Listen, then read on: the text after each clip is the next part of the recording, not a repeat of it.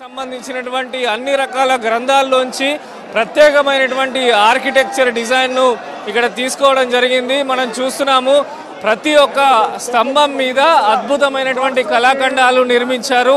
ఎక్కడికక్కడ మొత్తం కూడా ఆలయ లోపలికి రాగానే ఆలయం మాదిరి కాకుండా స్వయంగా రామ్లల్లా దర్శనము, అంటే రాముడు రాజ్యాల్లో ఉండి భక్తులు దర్శనం చేసుకునే విధంగా రామ మందిర నిర్మాణం, స్వయంగా ఇక్కడ రాముడు ఉన్నాడనే విధంగా ఆలయాన్ని నిర్మించడం జరిగింది. మొత్తం కూడా అక్కడ మనం ప్రధాన ఎంట్రన్స్ దగ్గర ఇది రామ్లల్లా విగ్రహానికి సంబంధించి దశావతారంలో భక్తులకు శ్రీరాముడు దర్శనమిస్తున్నాడు. బాలరాముడు మనం విజువల్లో చూస్తున్నాము, ఇదే బాలరాముని యొక్క స్వరూపము. మొత్తం కూడా 10 అవతారాలు. అదేవిధంగా రాముని పైన మనం చూసుకున్నట్టయితే సూర్యుడు, మధ్యలో సూర్యుడి ఆకారం నిర్మించారు. రామునికి రామ బాణం, రామ విల్లును, బంగారి రామ బాణం, రామ విల్లును అలంకరించబడ్డాయి. ఒకసారి మనము ఎంట్రన్స్కు సంబంధించి ముందర చూస్తే శ్రీ మహావిష్ణువుకు సంబంధించినటువంటి అవతారాలు కూడా మనకు కనిపిస్తాయి. మొత్తం శ్రీ మహావిష్ణువు రూపంలో శేషశయనం పైన పడుకొని ఉన్నటువంటి విష్ణుమూర్తి అవతారంలో ఆలయ ప్రధాన గర్భగుడి ముందు అద్భుతమైనటువంటి కళాఖండాన్ని రూపొందించారు. అదేవిధంగా బ్రహ్మ విష్ణు మహేశ్వరకు సంబంధించినటువంటి అక్కడ శిల్పాలు అద్భుతంగా చెక్కబడి ఉన్నాయి. బ్రహ్మ విష్ణు మహేశ్వర స్వరూపాలను కూడా గర్భాలయం పైన ఉన్నటువంటి ప్రధాన ద్వారం దగ్గర చెక్కినటువంటి పరిస్థితి మనకు కనిపిస్తున్నది. సో మొత్తం కూడా అద్భుతమైనటువంటి నాగరి శిల్పికి సంబంధించినటువంటి ఆర్కిటెక్చర్ ఆకారంలో ఆలయం రూపొందించబడ్డది. ఇది గర్భగుడికి వెళ్ళే ద్వారము. ఒకసారి తలుపులు కూడా మనం చూడొచ్చు. మొత్తం కూడా బంగారు తలుపులను నిర్మించారు. బంగారు పూత తాపడంతో ఆలయ తలుపులను నిర్మించడం జరిగింది. ఒక్కసారి ఆలయంలోకి వచ్చిన తర్వాత భక్తులందరూ కూడా నిజంగానే శ్రీరాముడు ఇక్కడ కొలువు తీరాడు అన్న రీతిలో భక్తులకు ఆనందదాయకంగా రామ్లల్లా బాలరాముడి విగ్రహ దర్శనం అయితే జరుగుతున్నది. ఇది గర్భగుడికి సంబంధించి మొత్తం మనం చూస్తే ప్రధానంగా 4 ద్వారాలు ఉన్నాయి. గర్భగుడికి సంబంధించి 4 ద్వారాలలో భక్తుల రద్దీని బట్టి పంపివ్వడం జరుగుతుంది. మొత్తం కూడా అద్భుతమైనటువంటి ద్వారాల మీద కూడా అద్భుతమైనటువంటి వాస్తు శిల్పకు సంబంధించి సోమనాగరి లిపికి సంబంధించినటువంటి సోమనాగరి కళాఖండానికి సంబంధించినటువంటి ప్రత్యేకంగా ఆలయంలో తీర్చిదిద్దబడ్డాయి. మొత్తంకు రామ్లల్లా విగ్రహం మాత్రము ఎంతో అద్భుతంగా ఆనందంగా రాముడి ముఖబింబం మనం చూసుకున్నట్టయితే మొత్తం కూడా నవ్వుతూ భక్తులను ఆశీర్వదిస్తున్నట్టుగా స్వయంగా శ్రీరాముడే ఇక్కడ కొలువు తీరినట్టుగా రామ్లల్లా విగ్రహాన్ని అయితే రూపొందించారు. ప్రాణప్రతిష్ఠ తర్వాత వేలాదిగా భక్తులు అయితే ఇక్కడ దర్శించుకుంటున్నారు.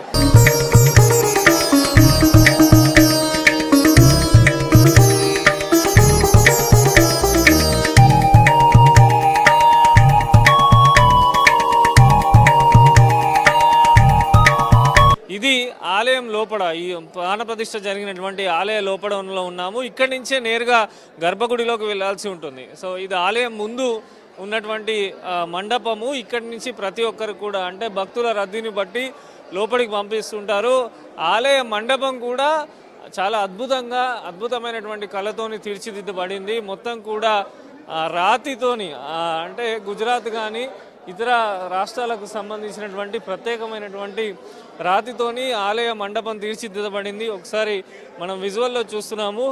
నటరాజస్వామి సంగీత నాట్యాలయాలకు సంబంధించినటువంటి కళాకారుల నృత్యాలకు సంబంధించి ప్రత్యేకంగా ఇది ముందు మండపము. లోపల మెయిన్ గర్భగుడి ఉంటుంది. ఈ ముందు మండపంలో ఇక్కడ చూడొచ్చు ఈశ్వరుడు ధ్యానం చేస్తున్నటువంటి ఒక అద్భుతమైనటువంటి కళ. అదేవిధంగా నవరసాలకు సంబంధించినటువంటి కళలకు సంబంధించినటువంటి ప్రత్యేకమైనటువంటి శిల్ప ఆర్కిటెక్ట్ను ఇక్కడ అద్భుతంగా తీర్చిదిద్దారు. నృత్యకారులకు సంబంధించి, అంటే గతంలో మనం చాలాసార్లు పురాణాలలో రాజుల కాలంలో ఉన్నటువంటి ఆలయ నమూనాలు చూసాము. దాని మాదిరిగా అయోధ్య రాముని ఆలయం నిర్మించబడ్డది. మొత్తం కూడా అంటే రామాయణ చరిత్రలలో రాసినటువంటి సభా మండపము, అదేవిధంగా మిగతా నృత్య మండపము, ఆ మండపాలకు తగ్గట్టుగా రామమందిర లోపల ప్రధాన మండపం కంటే, అంటే గర్భగుడి కంటే ముందు ఉన్నటువంటి ఇది ఆలయ ప్రవేశ మండపంలో అద్భుతమైనటువంటి కళాఖండం మనకు కనిపిస్తున్నది. ముఖ్యంగా ఇక్కడ ఉన్నటువంటి స్తంభాల మీద మనం చూసుకున్నట్టయితే ఈశ్వరునికి సంబంధించినటువంటి వివిధ రూపాలలో కూడా ఈశ్వరునికి సంబంధించినటువంటి ఆకారాలే ఎక్కువగా చెక్కబడ్డాయి. ఇక్కడ మనం చూస్తున్నాము నందీశ్వరుడు, ఈశ్వరుడు నాట్యం చేస్తున్నటువంటి శిల్ప, ఇక్కడ రుద్రాక్షమాల, అదేవిధంగా త్రిశూలం ధరించినటువంటి ఆకారం.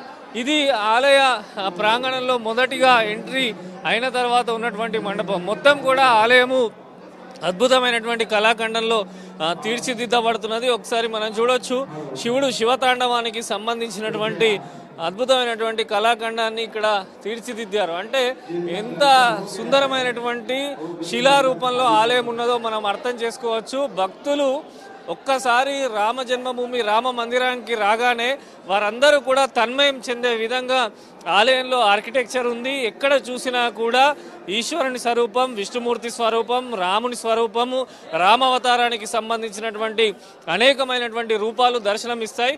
ఒకసారి గర్భగుడిలోకి వెళ్ళి రామాలయ గర్భగుడి ఏ రకంగా ఉంది, అయోధ్య రాముడు ఎటువంటి రూపంలో కొలువుదేరి ఉన్నాడో ఒకసారి తెలుసుకుందాం, పదండి.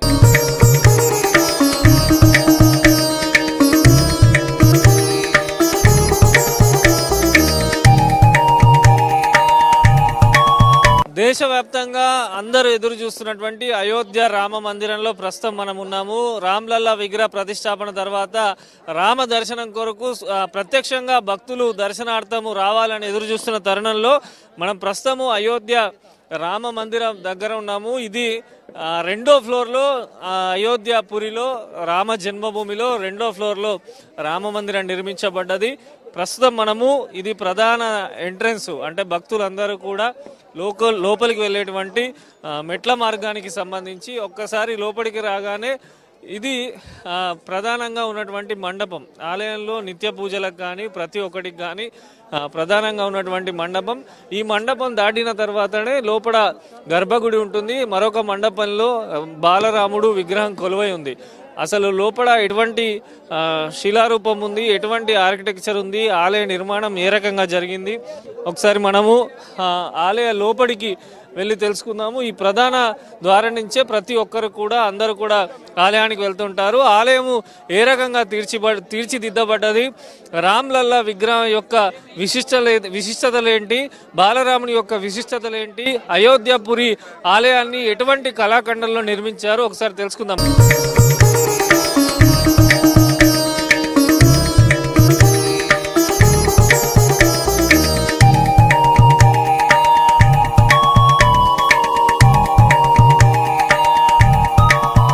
రాత్రిపూట అయోధ్య రామ మందిరం మనము చూడాలంటే ఎంత అద్భుతమైనటువంటి దీపాలతో అలంకరించబడిందో ఒకసారి చూడొచ్చు. రామ మందిర ఏదైతే ప్రధాన ఆలయానికి సంబంధించిన గోపురానికి మొత్తం కూడా దీపాలను అలంకరించారు. అదేవిధంగా ప్రతి చోట కూడా రామ బాణానికి సంబంధించి రామనామం తెలిసేలా కూడా ఏర్పాట్లు చేయడం జరిగింది. అదేవిధంగా ప్రతిరోజు కూడా అందమైన ఆకారంలో రాముని యొక్క దీపాలను అలంకరిస్తూ ఉన్నారు. మొత్తం కూడా పూలతోని సర్వాంగ సుందరంగా ఆలయము మొత్తం కూడా తీర్చిదిద్దబడింది.